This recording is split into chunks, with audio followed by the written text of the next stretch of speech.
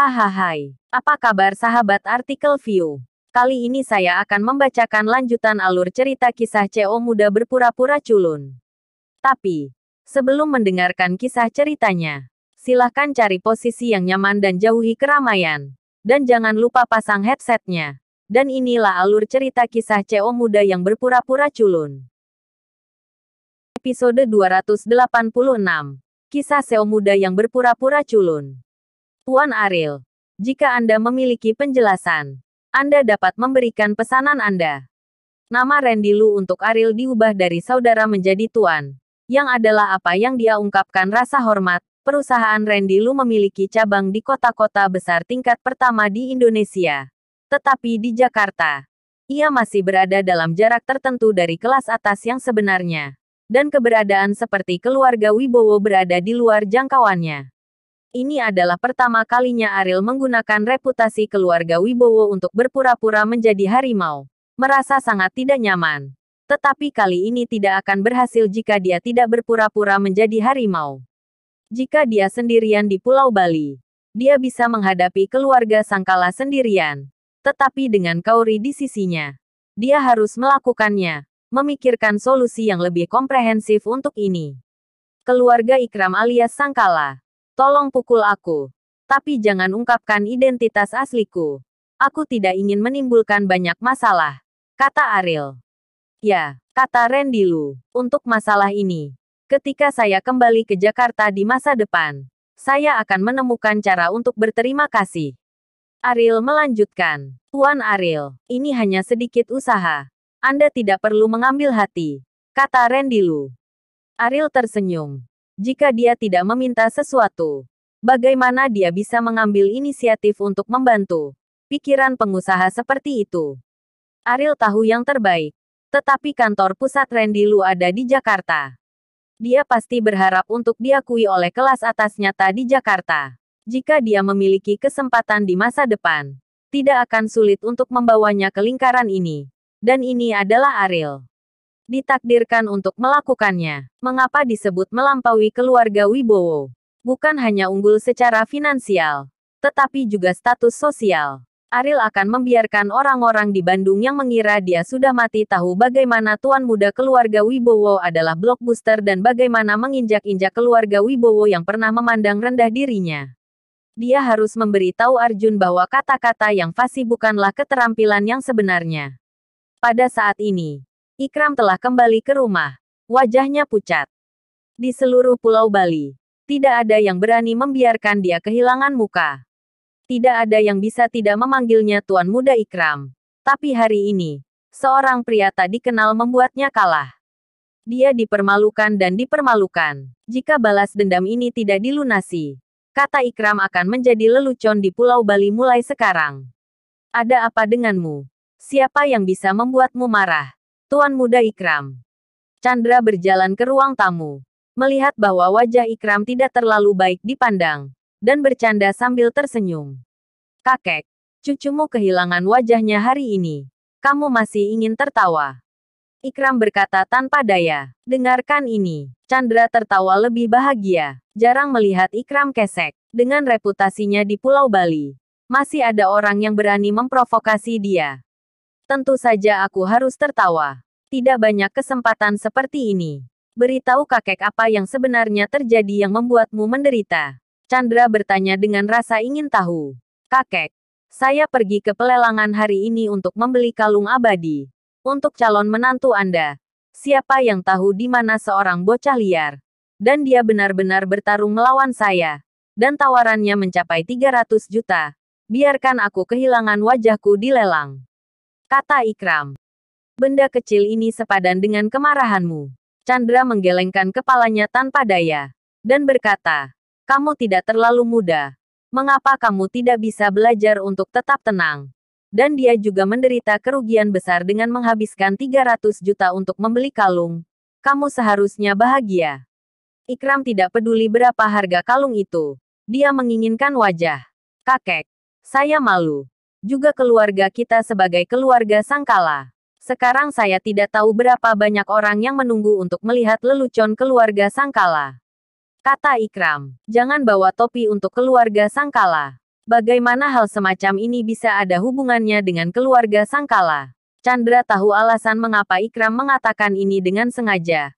Hanya ingin dia membalas dendam. Tapi untuk hal-hal seperti penawaran, orang dengan harga tertinggi akan mendapatkannya. Dan memang seharusnya begitu. Tidak masalah. Mengapa? Saya adalah penerus masa depan keluarga Sangkala. Saya malu. Siapa yang akan memandang rendah saya di masa depan? Dan Mikael jelas membantu bocah liar itu hari ini. Dan bahkan menggunakan bosnya untuk menekan saya. Saya pikir orang itu Randy Lu ingin menekan keluarga Sangkala kita di Pulau Bali. Kata Ikram. Chandra mengerutkan kening. Randy Lu juga pergi ke Pulau Bali. Jika dia maju dalam masalah ini, sifatnya akan berbeda. Meskipun Chandra memperingatkan Ikram untuk tidak memprovokasi orang-orang perusahaan lelang. Tetapi itu tidak berarti bahwa Chandra takut pada Randy Lu. Dan posisi keluarga Sangkala di Pulau Batuan Dasar tidak dapat dilanggar oleh siapapun. Jika Randy Lu benar-benar berpihak pada orang lain, itu tidak memberikan wajah kepada keluarga Sangkala. Dan arti segalanya akan menjadi berbeda. Petik 2. Randy Lu juga di Pulau Bali. Chandra Sangkala bertanya. Aku mendengar apa yang dikatakan Mikael. Itu pasti benar. Kakek. Mengapa kamu takut pada Randy Lu? Ikram bertanya dengan bingung. Takut. Chandra tersenyum menghina dan berkata. Bagaimana saya bisa takut padanya? Hanya untuk menghindari air sungai bersamanya. Di Pulau Bali. Tidak ada yang layak ditakuti oleh keluarga Sangkala saya. Kakek, kamu tidak takut untuk memberinya terlalu banyak wajah. Bukankah dia menganggapmu serius? Ikram menghasut. Chandra menggertakkan giginya. Niat awalnya bukan untuk mengurus masalah ini. Biarkan Ikram menderita sedikit kerugian.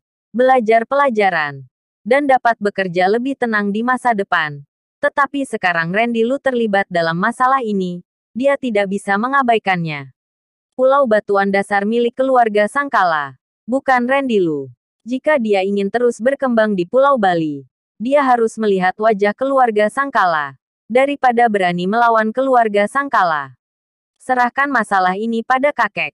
Jika Randy Lu benar-benar tidak menganggap serius keluarga Sangkala saya akan membiarkan perusahaan lelangnya menghilang di Pulau Bali. Kata Chandra dingin. Mendengar ini, Ikram tersenyum. Akan jauh lebih mudah jika kakek maju ke depan. Kakek, kamu harus memberi Randy Lu pelajaran besar dan memberitahu dia siapa penguasa Pulau Batuan dan siapa yang kedua. Sehingga orang ini tidak akan menjadi lebih arogan seiring bertambahnya usia. Kata Ikram. Kakek tahu. Setelah Ariel kembali ke hotel, Kauri akhirnya menghela nafas lega. Dalam perjalanan kembali, pemilik memberitahunya orang macam apa Ikram itu. Setelah mengetahui tentang perilaku buruk Ikram, Kauri sangat khawatir. Setelah di pelelangan Ariel dianggap telah memprovokasi putra yang tidak bermoral ini. Dengan karakternya, dia pasti akan menemukan cara untuk membalas dendam. Ariel, mengapa kita tidak kembali ke Bandung? Kauri berkata kepada Ariel, foto pernikahan belum diambil. Jadi mengapa kamu terburu-buru? Ariel berkata sambil tersenyum. Bagaimana mungkin kamu tidak terburu-buru? Kamu tidak tahu siapa Ikram. Aku mendengar pemilik toko mengatakan bahwa dia adalah orang kaya generasi kedua yang sangat tidak bermoral. Yang telah melakukan banyak hal, menyakiti hal-hal. Dan jika dia meraih kalung itu, dia pasti akan menemukan cara untuk membalas dendam padamu. Kata Kauri dengan cemas. Ariel memegang tangan Kauri. Keintiman berpegangan tangan pada tingkat ini sudah biasa bagi mereka berdua. Dalam pandangan Ariel, ini adalah peningkatan besar dalam hubungan antara keduanya. Tapi ini entah kapan akan bisa berkembang menjadi kenyataan suami istri. Jangan khawatir, dengan saya, semuanya bisa diselesaikan. Tidakkah kamu percaya padaku? Kata Ariel, tentu saja aku percaya. Tapi, dengarkan aku. Pergi setelah mengambil foto pernikahan. Ikram tidak bisa membuat gelombang. Ariel menyela kata-kata Kauri. Kauri melihat bahwa Ariel penuh percaya diri dan tampaknya sangat yakin bahwa dia bisa menyelesaikan masalah ini. Jadi dia tidak mengatakan apa-apa lagi. Di dunia ini, satu-satunya orang yang bisa memberi Kauri rasa aman adalah Ariel. Dan dia juga percaya Ariel 100%. Di ruangan lain, pemilik toko mengenakan rambut basah setelah mandi. Dan dia bahkan lebih menarik dengan tetesan air yang belum dikeringkan. Dan berjalan pergi terbungkus handuk mandi. Pergi ke sisi Julius. Jika Ariel benar-benar tidak pergi, apa yang akan kamu lakukan? Julius tidak mengambil keputusan tentang masalah ini.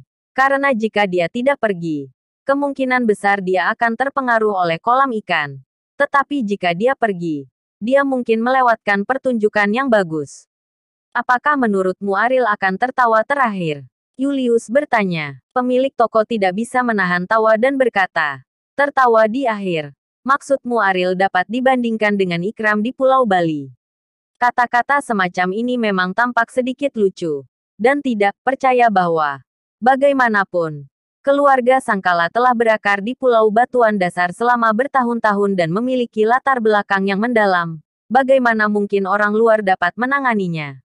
Apakah tidak ada kesempatan? Julius bertanya tanpa menyerah. Jika dia benar-benar bisa berurusan dengan keluarga Sangkala, saya akan bersedia menjadikannya budak. Tetapi ini tidak mungkin. Selama bertahun-tahun, siapapun yang memikirkan pengembangan Pulau Bali akan kehilangan segalanya jika mereka tidak menyapa untuk keluarga Sangkala sebelumnya. Dari sini, kita bisa melihat pengaruh keluarga Sangkala di Pulau Bali, kata pemilik toko. Bersambung.